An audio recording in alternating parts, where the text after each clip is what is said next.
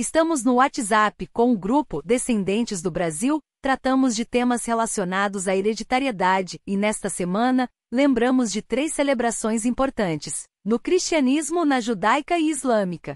Destacamos a participação da prima Vera Andriozzi. Vale a pena acompanhar o áudio, também contamos com o seu comentário. Obrigada. Bom dia, Alberto. Bom dia, primos e primas, né, a Vera. Alberto, então, eu não sei o que eu vou conseguir falar sobre o Ramadã, né? Não eu não sou muçulmana, né? Sou judia. E o pouco que a gente sabe é o que a gente aprende desde criança, né? Então, eu não sei, assim, não tenho muita coisa para falar a não ser do judaísmo, né? Mas sobre o Ramadã, coincidiram as datas com o nosso Pêssar, que é a Páscoa judaica, né? Então, os muçulmanos têm um mês, se não me engano, de 22 de março a 21 de abril, eu acho que é essa data, que eles ficam do amanhecer até o pôr do sol, eles ficam em jejum e não pode tomar água, não pode nada, comer nada. Aí tudo bem, aí depois, durante a noite, sim, eles podem, né, se refazer para próximo dia começar o novo jejum. Eles têm que fazer 5 orações por dia e sempre em direção a Meca, né? O que mais que eu sei? Não precisa ser numa mesquita, eles podem fazer em qualquer lugar, desde que seja em direção a Meca, né? Assim como nós sabemos qual a direção de Jerusalém, né? A gente não precisa estar em Jerusalém para fazer oração, a gente se direciona ao leste e sabe que ali é Jerusalém. Deixa eu ver o que mais. Assim, eles não podem discutir, não podem brigar, só pode atacar Jerusalém, só. É a época que eles mais atacam Jerusalém, mas não pode brigar com ninguém. Deixa eu ver o que mais. Bom, é isso sobre os muçulmanos. Eu tenho pouco contato com muçulmanos, né? Não porque sou judia, poderia ser diferente se eu morasse em Israel. Com certeza eu teria muitos amigos muçulmanos, como todos os israelenses têm. A vida, o dia a dia em Israel é muito diferente daquilo que se fala na mídia, né? Porque tudo bem, os árabes, os muçulmanos, Hamas, que também não tem nada a ver com religião, né? Eles atacam, né? O povo judeu, mas são pessoas que convivem normalmente, trabalham no mesmo lugar. Israel dá cidadania, concede cidadania para os árabes, né? E não precisam ser judeus, podem ser muçulmanos, mas eles têm trabalho, têm saúde, como todos os israelenses. Bom, quanto ao Pêssar, né? Bom, no Pêssar, o que é a Páscoa judaica, né? O que é o Pêssar? Pêssar é a comemoração da nossa saída do Egito. Israel tem acordos com o Egito, então não tem problema, não tem problema esse contato com egípcios, né? Aliás, hoje em dia Israel tem acordo até com Dubai, graças a Deus. Então, primeiro começou com Jordânia e Egito, então depois que Israel entregou, né, a Península do Sinai para o Egito, e aí ficou um acordo, né, meio assim, mas é um acordo político. E só que você, às vezes, né, as 3 vezes, eu fui 5 vezes para Israel, mas as 3 vezes que eu passei do Egito para Israel, que eu atravessei a fronteira. É uma situação bastante difícil, porque eles perguntam tudo. Você não pode ter ganho nada de nenhum egípcio. É a primeira vez um egípcio me deu uma pulseirinha, eu tenho até hoje. E na alfândega me perguntaram, algum egípcio deu para você essa, né? Eles falam um espanhol meio estranho, né? Os israelenses ali na fronteira sabem que nós somos brasileiros, então né, perguntam, algum egípcio te deu algum presente, né? E eu já sabia, né, que eu teria que falar que não, né? Não. Ganhou um presente? Não. E tudo não.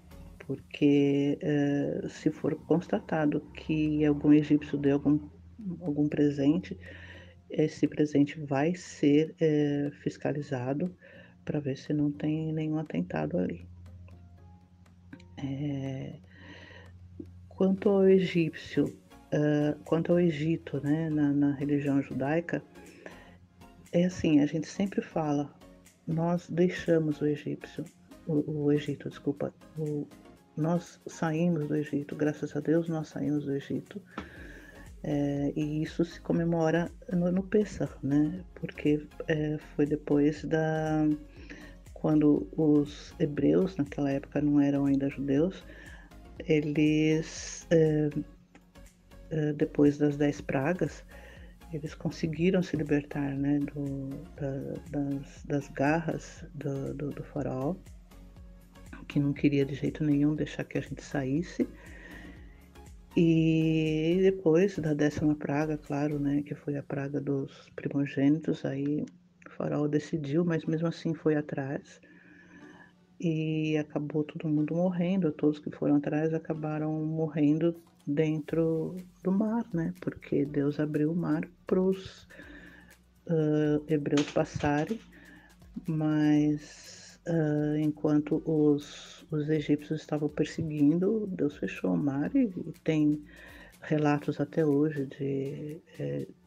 de rodas, daquelas carruagens, né, que eles usavam em guerra, ainda lá no mar de Junco, né? Na verdade não se chama Mar Vermelho, né? A tradução foi errada, é Mar de Junco, que é o Mar Vermelho, que eu passei, que eu mergulhei, que eu tenho vídeo.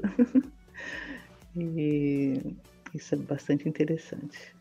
Eu estava ouvindo meu áudio e essa data que eu pus, de 22 de março a 21 de abril, não são todos os anos, claro, assim como a Páscoa não cai todos os anos, o Pêssar não é todos os anos a mesma data, mas esse ano sim é de 22 de março a 21 de abril. Sim, nós comemoramos então nossa saída do Egito, que depois disso tudo, depois das 10 pragas, tanto que nós lemos a Haggadah de Pêssar, que são todas toda a preparação, né? Todas as pragas e por tudo que nós passamos. E uma coisa assim bastante triste, né? A gente lembra isso com tristeza, mas ao mesmo tempo com alegria, porque nós nos lembramos todos os anos que nós nos livramos das garras do faraó, das garras dos egípcios, e o Egito não existe mais dentro da gente. Né? Isso daí é importante a gente sempre lembrar. Existe alguma burocracia de um israelense, eu não falo judeu, eu falo israelense ir para o Egito? Existe, mas, como eu falei, há um acordo entre eles. Eu não sei o que mais que você queria saber, né? Mas é assim, a nossa Páscoa, nosso Pêssar, que é o Pêssar que está na Bíblia, né? Que é aquilo que Deus ordenou que nós lembrássemos todos os anos a nossa saída do Egito. Normalmente eu vou até colocar o matzá, né, a foto do matzá que nós comemos num lugar nada levedado, né, durante esses dias, do dia deixa eu ver que dia que foi, do dia 5 até o dia 13 de abril, né, que nós comemoramos o Pessach. E não é um jejum, mas é um jejum de alimentos levedados. Por quê? Porque quando Deus ordenou que nós deixássemos o Egito,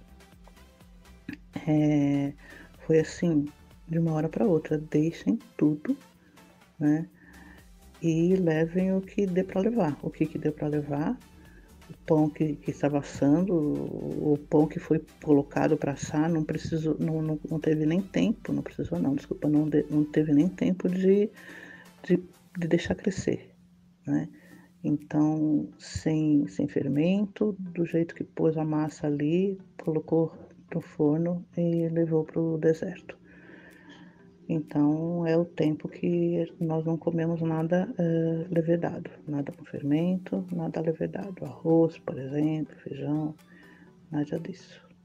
Bom, eu não sei o que mais que você gostaria de saber, Alberto, mas os nossos, a nossa relação, a minha, Vera, com os muçulmanos é meio estreita, né? Porque eu não vivo em Israel. Se eu vivesse em Israel, como eu falei, seria uma situação diferente, porque todos se falam, todos se dão bem.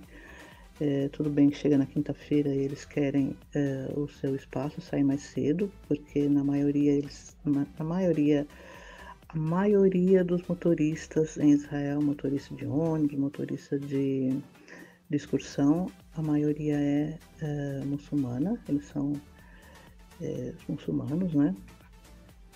E falam hebraico e raramente falam inglês, mas falam hebraico perfeitamente, assim como falam árabe também. O nosso contato é em hebraico, aquilo que eu consigo conversar em hebraico. Se eu começo a conversar em inglês, eles falam não, bevakasha beivrit, por favor, em hebraico. Ou então ninguém se fala, né?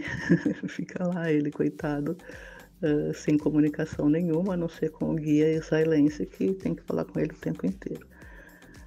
Mas são pessoas excelentes. Em Israel, todas as sinalizações de trânsito, indicação, de direção, tudo isso é feito em hebraico, em inglês, não, hebraico, depois árabe e depois inglês. Então tem nesses três idiomas, sempre, todas as sinalizações, todos os sinais de trânsito nesses três idiomas. Bom, o Egito saiu de nós saímos do Egito, né? E temos então que sempre lembrar que Deus nos deu as tábuas, né, da lei no Monte Sinai. O Monte Sinai é nosso, mas está em poder dos egípcios, né? Bom, aquilo que eu sei sobre os egípcios que eu tenho contato, as 3 vezes que eu fui, os contatos que eu acabei mantendo, os contatos de nada, Ronaldo. Aliás, eu tenho um favor para pedir para você, Ronaldo. Uma besteira que eu fiz lá no Family Search. Bom, os contatos que eu tenho com os egípcios são contatos excelentes, né? Eles sabem que eu entendo um pouco de árabe. Eu nunca estudei árabe, fiquei uma semana no curso, mas num curso aqui no Brasil, mas não deu. Eu precisava focar em outros assuntos. Mas o árabe apesar de que as escritas são diferentes, mas o árabe e o hebraico, eles são muito parecidos, quase, não vamos dizer que é na mesma proporção, mas é quase igual o português e o espanhol. Não é tão parecido, mas é. Como que eu fiquei sabendo disso? Na primeira vez que eu fui para Israel, que eu passei pelo Egito antes, um dos guias sentou atrás de mim, né, tinha um banco, o ônibus é para 50 pessoas e tinha 28, e ele sentou num banco vazio atrás de mim, eu estava sozinha também, e começou a conversar no telefone, começou a conversar ao celular. E eu não entendia palavra por palavra, eu não falo árabe, eu falo hebraico, mas eu não entendia palavra por palavra, mas eu entendia o sentido do que ele falava. Bom, a educação que eu tive, a educação judaica, de repente, sabe, pode ser qualquer educação, qualquer tipo de educação,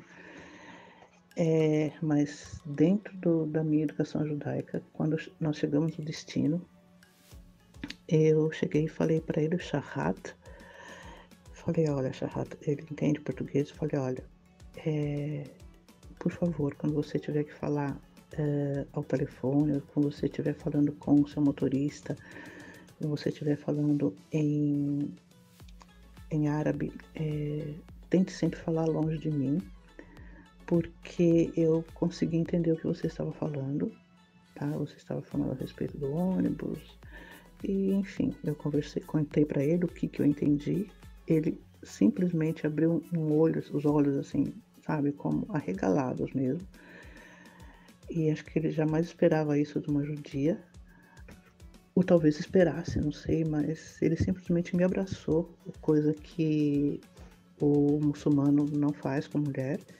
Ele me abraçou, me chamou de amiga, ele falou, você vai ser minha amiga para sempre. E tanto que nós somos amigos até hoje, isso foi em 2012, nós somos amigos até hoje. E assim, é isso que eu entendo, eu não falo árabe, mas eu entendo. Então, é isso que eu tenho para falar. Se vocês tiverem mais alguma coisa para perguntar, dentro do que eu conheço, fiquem à vontade. Fique à vontade, viu, Alberto? Se precisar de alguma coisa a mais, alguma outra informação, eu, desde que esteja dentro dos meus conhecimentos, né, com certeza eu compartilho com todos. E sem, de forma alguma, respeitar, sem preconceito, sem raiva, sem ódio de qualquer tipo de religião, de qualquer que seja, a gente não pode fazer isso. E é proibido mesmo, no judaísmo é proibido. Aliás, no judaísmo é proibido até divulgar o judaísmo. A gente tem que fazer isso, quando for falar do judaísmo, falar com muito cuidado, pensar muito bem nas palavras que a gente vai falar, porque é proibido, o proselitismo é proibido no judaísmo. Então, a pessoa ela quer se converter ao judaísmo, a primeira coisa que a gente fala, você não precisa ser judeu para ter salvação, você não precisa ser judeu para ir para o céu. Tem certeza que você quer fazer isso? Tem certeza que você quer passar por todas as perseguições? Eu passo até hoje, né, em grupos. Eu estou entrando em grupo, fala que eu sou judia, pronto. Aí vem aquela penca as pessoas não gostam de judeus, né, para falar a verdade. E somos perseguidos, as pessoas perseguem a gente sem pensar. Já saí de muitos grupos, já fiquei muito chateada por causa de muitos comentários. Mas eu sei que isso é tão normal, isso faz parte da nossa vida. A perseguição a judeus faz parte, não tem como, isso é desde sempre. Não tem uma religião que foi tão perseguida e continua sendo perseguida e vai ser perseguida quanto o judaísmo. Então, eu respeito muito todas as religiões, não é? E sempre peço que respeitem a minha em qualquer lugar que eu estiver, né? E eu espero isso de vocês todos também. Mas fazer proselitismo é proibido, a gente não pode divulgar o judaísmo.